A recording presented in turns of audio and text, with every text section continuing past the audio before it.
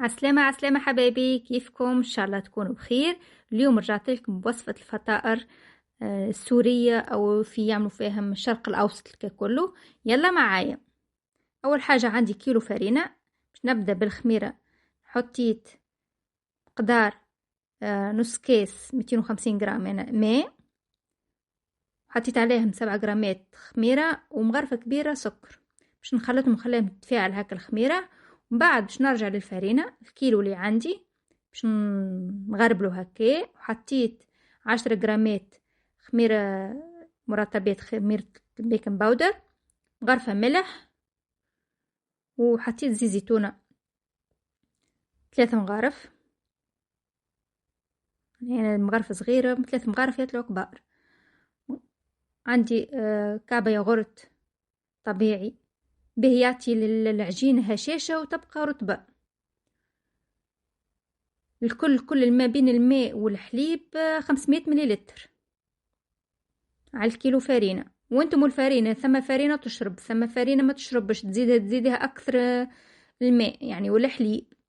تحبوا تعوضوا بالحليب عوضوه كله بالحليب، أما أنا عملت نص بنص تطلع العجينة باهية.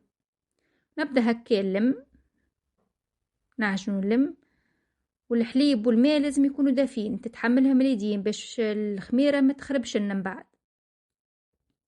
نبدأ نلف العجينة ونلم. بعد ما لميتها مش نحطها في مكان هكا ونبدأ نعجن فيها أقل حاجة ربع ساعة 10 دقائق، وأنا نعجن فيها باش العجينة تكون رطبة وباهي معجونة. اللي عنده عجانة يحطها في العجانة ويخليها 10 دقائق. والعجينة لازم تكون طرية، ما لازمهاش تكون يابسة. في الآخر مش نحط مغرفة زبدة ونبقى نعجن فيها. بعد مش نحطها تخمر ساعتين، أنا خليتها على راحتها، خليت العجينة ترتاح. تعديت مش نحضر للحمى مفروم العفو. حطيت دهن، أنا اللي يحب يعوضها بالزيت زيتونة أو يعوضها بالزبدة يحط. حطيت بصلة قصيتها جويدة وشوية ثوم، وعندي 300 جرام لحم مفروم. حاولت اللحم مفروم ناخذه بالشحم نتاعو هكا مشحم شوي مش برشا باش يعطي طعم باهي من بعد في العجينة. حاول هكا نحطها على الغاز طيب. نبدأ هكا نغفس فيها يعني.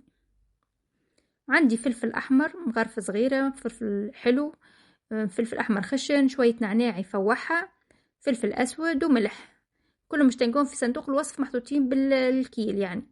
مش نحط مقدار مغرفتين معدنوس منكثروهاش، هو يفوحها حاجتنا لتفويحها نحنا. نقعد نخلط فيها حتى لتطيب اللحمة معانا. تشدش وقت برشا هي اللحمة 10 دقائق تكون حاضرة. خلوها تنشف مك الماء نتاعها. انا ما صبيتش فيها ماء، اما هي ديما تطرح الماء نتاعها. تعدل الجبنة موتزاريلا عندي 500 جرام. حطيت عليها مغرفة معدنوس ورشة هكا فلفل اسود، فلفل احمر خشن، مكثروش منهم شوية شوية لتعطي الفيح يعني الباهي. وبما انه هو مالح شوي حطينا مغرفة صغيرة ملح ونعناع باش نحطوها. وعندي كعبتين بياض بيض باش نحطها عليهم، والصفار خليته على جنب باش ندهنوا بها من بعد من فوق. ونحرك هكا مش نحطها على جنب زي هي. توا شوفوا بسم الله ما شاء الله العجينة كيفاش تفاعلت وخمرت. خليتها على راحتها. حاول هكا نخرج منها الهواء شوية بشوية. مكان مش نعمل فيه العجينة حطيت عليه شوية هكا فرينة باش ما يلصقش في المكان، خاطر هي طرية شوية العجينة وباهية معناها. نلفها هكا شوية ومن بعد نبدأ نكور فيها كعابر صغار مش مكبار، مثل ما شايفيني أنا عملتها في الفيديو.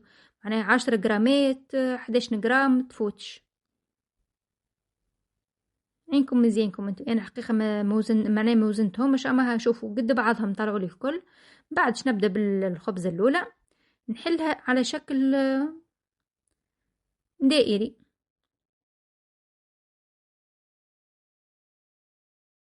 نوسعوا بيننا شوية ونحلوها. بعد ما حليناها نحطوا مقدار مغرفتين لحم مفروم، ونجوها كي مثل ما عملت انا في شكل مثلث نسكروها. شفتوها؟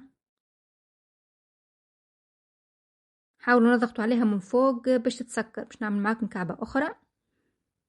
نجي في النص نسكروها، نسكروا نلفوها من جنب الاخر. بعد هكا جت مثلث بالضبط. سكروها بالكدا باش من بعد كي ندخلوها للفرن ما تتحلش معانا معناها. باش نعمل الكعبات الكل نتاع اللحم مفرومه مثلثات بنفس الطريقه الكل باش نعملهم هكا. تتعود على هديكم جهه سهله. نسكر. شوفوا لي الكعبه بسم الله. والشكل الاخر مش باش نسكروا، مش نسكروا بس في النص. نجي في النص وهكا نضغط عليها وكهو. شفتوا؟ بعد ما كملتهم هذوما الصينيه الاولى دهنتها بصفار البيض وشويه حليب. ندهنها من فوق. مش ندخلها على الفرن 180 ما بين 20 دقيقة 25 دقيقة، ما تطولش راهي. هم ندهنوهم بالكدا باش يعطينك اللون هكا العسلي يعني باهي من فوق الوجه. مش نكمل الاخرين. والشكل الاخر تاع الجبنة باش نحلوها بشكل طولي مثل ما شايفين انا عملت. نجي في الاخر ونسكرها، نضغط عليها من الاخر، نحاول هكا نلمها على جناب شوي ونخلوها محلولة باش نحطها في الصينية اللي حضرناها. هاي كعبة الثانية زيادة باش نعملها معاكم. نضغط ونحلو بشكل طولي. نحبهم يجوا بالطول. نحطوا فيهم في النص بالضبط هكا جبن اللي حضرناه. من بعد نجو في الاطرف ونسكروهم هكا، نضغطوا عليهم شوي وبعدين نلموهم على جناب شوي. مش نحطوهم في الصينية. نعملوا نفس الطريقة كل الأحجام. والبيض اللي دهنا به من الأول نزيدوا ندهنوا به هذوما على جناب هكا. ومش نرش عليهم شوية حبة البركة تعطيها طعمة بسم الله ما شاء الله في الآخر.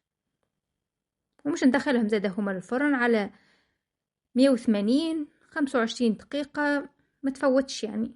أقل حاجة مثلا أنت والفرن نتاعك كمش يبدأ بارد شوي. شوفوا لي على جمالهم كيفاش عملتهم كلهم.